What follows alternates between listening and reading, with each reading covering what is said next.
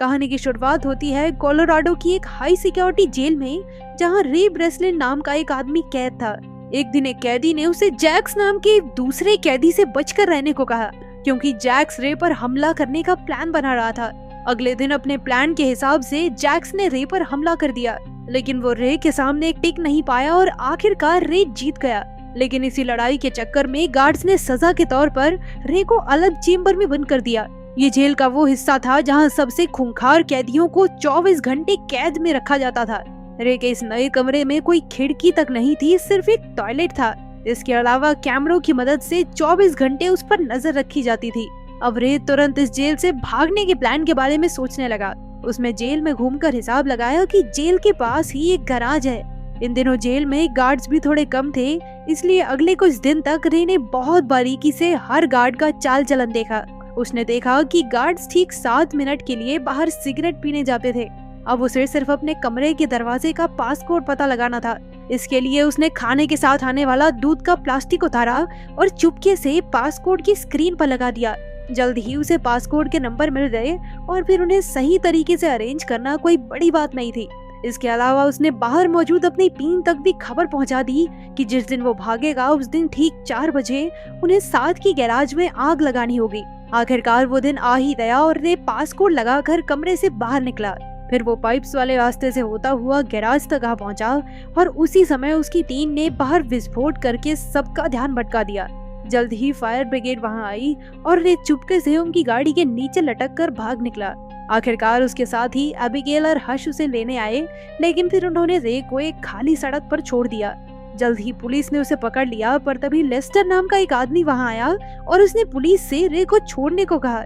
इसके बाद लेस्टर और रे उसी जेल के हेड से बात करने पहुंचे और तब ये खुलासा होता है कि रे खुद एक सिक्योरिटी कंपनी का मालिक था। ये कंपनी दुनिया भर की जेलों की सिक्योरिटी की जांच करती थी। रे कोई अपराधी नहीं था, बल्कि वो तो खुद एक कैदी बनकर सिक्योरिटी की जांच करने जाता था, ताकि जेल के हेड उसमें और सुधार कर सकें। वो इतनी जेलों से भाग चुका था कि अब लोग कहने लगे थे कि भाई ये बंदा तो किसी भी जेल से भाग सकता है। आखिरकार पूरे 5 महीने बाद वो अपने ऑफिस गया, जहां उसने दुनिया की सबसे आसान गेम खेलकर अपने दोस्तों को खुश किया। इसके बाद उसके पार्टनर लेस्टर ने उसे जेसिका नाम की एक लड़की से मिलवाया। वो चाहती थी कि रे दुनिया की सबसे खुफिया और कड़ी सिक्योरिटी वाली जेल की जांच करे, लेकिन उसकी ये शर्त थी कि रे और उसकी टीम को ये जेल कहाँ मौजूद है इस बारे में कोई जानकारी नहीं होगी। इस काम के लिए वो लाखों डॉलर्स देने को तैयार थी, लेकिन रे को ये सब कुछ ठीक सा नहीं लगा, पर लेस्टर के थोड़ा मनाने पर वो राजी हो गया। इसके बाद उन्होंने रे को एंथनी नाम के एक आतंकवादी की पहचान दी और फिर एबिगेल ने उसकी बाजू में एक ट्रैकर भी लगा दिया, लेकिन जल्द ही उसे किसी ने अगवा करके बेहोश कर दिया और उन लोगों ने बड़ी बेरहमी से उसकी बाजू में लगा वो ट्रैकर भी निकाल दिया। अब वो सीधा जेल में पहुंच रहा ताकि उसे पता न लग सके कि ये जेल कहाँ पर है।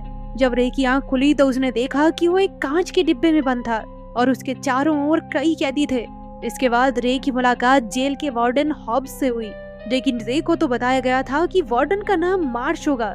वो समझ गया कि कुछ तो गड़बड़ जरूर है, इसलिए उसने वो खास कोड बोला जिससे वो इमरजेंसी में जेल से बाहर निकल सकता था, लेकिन हॉब्स ने उस पर कोई ध्यान न देते हुए उसे जेल में भेज दिया। उधर एबिगेल और हर्ष बाहर रे का पता लगाने की पूरी कोशिश कर रहे थे। वहीं जेल में रे ने देखा कि हर एक गार्ड ने एक जैसे कपड़े और मास्क पहने थे और उनका जब मन करता वो किसी को भी पीटने लग जाते। बाद में एमिल नाम का एक कैदी उसके पास आया और उसे बताया कि उसने कोई जुर्म नहीं किया, लेकिन फिर भी वो इस जेल में है क्योंकि कुछ लोग उससे उसके बॉस का पता निकलवाना चाहते हैं। तब रे को समझ आया कि यहाँ कोई असली अपराधी है ही नहीं, बल्कि यहाँ अमीर लोग अपने दुश्मनों को टॉर्चर करने के लिए भेजते हैं। अब उसे खूंखार कैदियों वाले इलाके में जाना था, इसलिए वो प्लान बनाकर एमिल से हाथापाई करने लगा। आखिरकार उन्हें खास कमरों में बंद कर दिया गया, जो अपने आप में किसी टॉर्चर से कम नहीं था। इस कमरे का तापमान इतना ज्यादा था जिसे कोई भी इंसान सहन नहीं कर सकता। वहाँ की तेज रोशनी से जल्द ही उन्हें चक्कर आने लगे और वार्डन कैमरे से ये सब देखकर मजे लेता रहा। फिर अगले दिन डॉक्टर कायरी रे को देखने आया। उसे रे पर थोड़ी दया आई, लेकिन जब रे ने उससे इस जेल का पता पूछा तो उसने कोई जवाब नहीं दिया। आखिरकार एमिल और रे को छोड़ दिया गया और रे ने बताया कि कमरे का फर्श एल्यूमिनियम की जगह स्टील से बना था। अब उसने एमिल से कोई मेटल की पत्ती लाने को कहा जिससे वो फर्श के नट बोल्ट खोल सके। इसके बाद एमिल को वार्डन ने बुलाकर एक बार फिर उसके बॉस मैनहम के बारे में पूछा, लेकिन उसने एक शब्द नहीं कहा। तो फिर गार्ड ने जबरदस्ती उसके मुंह में पानी की पाइप ठूसकर उस पर बहुत जुल्म किए, पर इस दौरान एमिल मेटल का एक टुकड़ा चुराने में कामयाब रहा। बाद में उसने रे से उसके प्लान के बारे में पूछा, तो रे ने कहा कि उसके हिसाब से ये जगह जमीन के नीचे बनी है। अगर वो बोल्ट खोलकर यहाँ से बाहर निकल भी गए तो उन्हें ऊपर की ओर रास्ता बनाकर जमीन तक पहुँचना होगा। ये सब सुनकर एमिल को विश्वास हो गया कि कुछ तो पता है इस आदमी को, यही निकालेगा मुझे बाहर। अब वो प्लान के मुताबिक फिर से लड़ाई करके उन कमरों तक पहुंच गए। वहाँ रे ने कैमरा से छिपकर नट खोलने शुरू किए और काम होते ही एमिल को इशारा कर दिया ताकि वो गार्ड्स का ध्यान भटकाए। तभी एमिल चिल्लाने लगा और सब उसकी ओर देखने लगे। इतने में रे ने कागज से अपना कैमरा ढक दिया। इसके बाद वो फ्लोर से नीचे उतर गया, लेकिन तभी उससे गलती से पाइप टूट गई जिससे हर जगह पानी भर गया। आखिरकार जब वो ऊपर पहुंचा तो उसने देखा कि ये जेल जमीन पर नहीं बल्कि समुद्र के बीचों बीच पानी की एक विशालकाय जहाज में थी। इधर अंदर का पानी चारों ओर फैलने लगा था और तब रीत तुरंत अपने कमरे में वापस लौट आया। उधर एबिगेल और हर्ष ने लेस्टर से रे के बारे में बात की। असल में इस काम के लिए रे को जो चेक मिला था वो बाउंस हो गया, और तो और जेसिका का भी कोई अता पता नहीं था। इसीलिए उन्होंने लेस्टर को रे को ढूंढने को कहा, लेकिन लेस्टर तो कहने लगा कि रे को अपना काम करने दो। उनके जाने के बाद लेस्टर ने जेल के वार्डन को फोन किया और रे को पूरी उम्र वहीं रखने को कहा। तब यह खुलासा होता है कि लेस्टर अकेला ही इस कंपनी का मालिक बनना चाहता था, इसीलिए उसने ये नकली डील करके रे को हमेशा के लिए जेल भेज दिया। लेकिन एबिगेल और हर्ष ने हार नहीं मानी। हर्ष को टूम नाम की एक गैर कानूनी जेल के बारे में पता चला जिसमें लोग अपने दुश्मनों को रखते थे, लेकिन ये है कहाँ पर ये किसी को नहीं पता था। उधर जेल में रे और एमिल को पता लगाना था कि वो दुनिया के किस हिस्से में मौजूद हैं। इसके लिए रे ने डॉक्टर कायरी से मदद मांगी, लेकिन डॉक्टर ने उसकी कोई मदद नहीं की। खैर फिर रे ने गत्ता चुराया और जुगाड़ करके उससे सेक्सटेंट नाम का एक डिवाइस बनाया जिससे शिप की लोकेशन के पॉइंट्स पता किए जा सकते थे, पर इसके लिए उसे शिप के ऊपरी हिस्से में जाना होगा। इसलिए उसने जावेद नाम के कैदी से मदद मांगी। बाद में जावेद ने वार्डन के पास जाकर उसका जासूस बनने का नाटक किया और बदले में उससे खुली हवा में नमाज पढ़ने की इजाजत मांगी। अनजान वार्डन ने इस बात की मंजूरी दे दी और फिर अफरीदी ने उस डिवाइस के जरिए शिप के पॉइंट्स पता किए। आखिरकार रे ने हिसाब लगाया कि वो मोरक्को के पास अटलांटिक ओशियन में थे। तब एमिल ने उसे बताया कि उसका एक दोस्त मोरक्को में ही रहता है। अगर वो किसी तरह उस तक खबर पहुंचा दें तो वो अपनी टीम के साथ उन्हें बचाने जरूर आएगा। अब रे फिर से डॉक्टर कायरी से मिला और उसे मदद करने के लिए मना ही लिया। फिर रात को डॉक्टर ने एमिल के दोस्त को ईमेल लिखकर उनकी जेल का पता दिया। आखिरकार भागने का दिन आ गया और जावेद ने वार्डन को झूठी खबर देकर कहा कि ब्लॉक ए में लड़ाई होने वाली है। ये सुनकर वार्डन ने तुरंत सारे गार्ड्स को ब्लॉक ए में भेज दिया और खास कमरों पर सिर्फ 2 गार्ड्स रह गए। रे ने मौका देखकर वहां लड़ाई शुरू कर दी और जल्द ही सभी एक दूसरे को पीटने लगे। तभी रे, एमिल और जावेद शिप के ऊपरी हिस्से की ओर भागे, पर वार्डन ने तुरंत पूरी शिप में लॉकडाउन लगा दिया। हुआ ये कि उन तीनों के ऊपर पहुंचने से पहले ही सभी दरवाजे लॉक हो गए और मजबूरन उन्हें वापस लौटना पड़ा।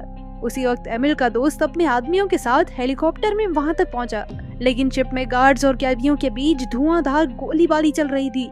इसी दौरान जावेद के पेट में गोली लग गई। अब रे ने अपना दिमाग लगाया और कंट्रोल रूम में जाकर बिजली काटने का फैसला किया।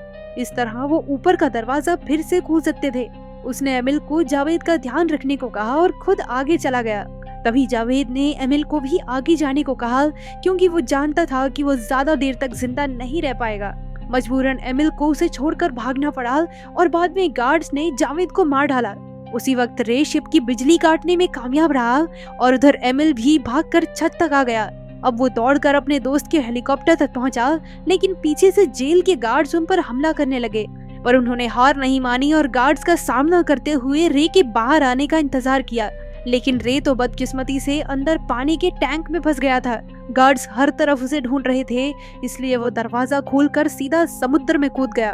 तभी एमिल हेलीकॉप्टर में निकल पड़ा और उसने रे को समुद्र में डूबते देखा।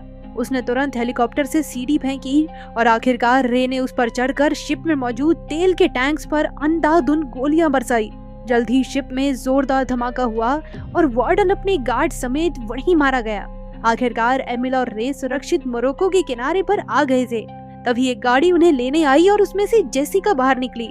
रे ने देखा कि ये तो वही लड़की है जिसने उसे इस जेल में भेजा था।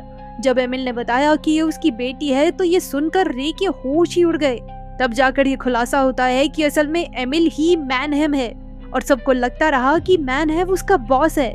उसने अपनी असलियत छिपा कर रखी थी ताकि उसके दुश्मन उसे मार न डालें। इसके बाद हमें पता चलता है कि जेसिका अपने पिता को जेल से छुड़वाना चाहती थी, इसीलिए उसने धोखे से रे को इस जेल में भिजवाया। अंत में उसने रे को लेस्टर की सच्चाई बताई कि कैसे वो गद्दारी करके जेल वार्डन के साथ मिल गया था। आखिरकार रे एबिगेल और हश से मिला और उसे पता चला कि लेस्टर को एक ऑफर मिला था जिसके मुताबिक अगर रे इस जेल से भागने में नाकामयाब होता तो लेस्टर इस जेल का सीईओ बन जाता। उधर जब लेस्टर को पता चला कि रे बाहर आ गया है तो वो भी अपना बोरिया बिस्तर बांधकर भागने लगा। इसके बाद हश ने गाड़ी में उस पर हमला कर दिया और बाद में जब लेस्टर की आंख खुली तो वो अब भी गाड़ी नहीं था, लेकिन वो इस बात से अनजान था कि ये गाड़ी हजारों डिब्बों से भरे जहाज में थी और अब ये जहाज जा कहाँ रहा है ये कोई नहीं जानता।